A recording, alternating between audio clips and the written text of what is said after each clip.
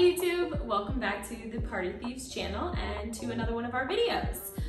Today we are going to be talking about a crucial thing I wish I knew when I first started working with double stuffed balloons. Would have saved me a lot of time, a lot of hurt fingers, and all that good stuff. So, if you are working with double stuffed balloons, which if you don't know what double stuffed balloons are, I definitely recommend checking out some of our other videos on double stuffed balloons. But as far as when you inflate a double stuffed balloon, there's a technique for that, which we have a video for, but there's also a technique for tying your double stuffed balloons.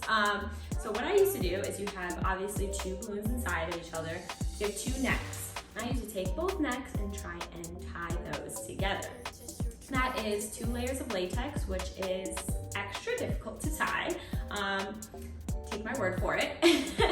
So if you want to save your fingers, you're gonna want to just take the inner balloon neck, so in this case is the blue, and you're going to tie with just the inner neck, okay? That way you don't have to pull those 2 layers of latex, and if you're tying 2 balloons together, that's 4 layers of latex. It's really difficult. It hurts your hands after a while, especially if you're doing 100+ balloons. So make sure you're just tying with that inner balloon neck, all right? You're gonna thank me.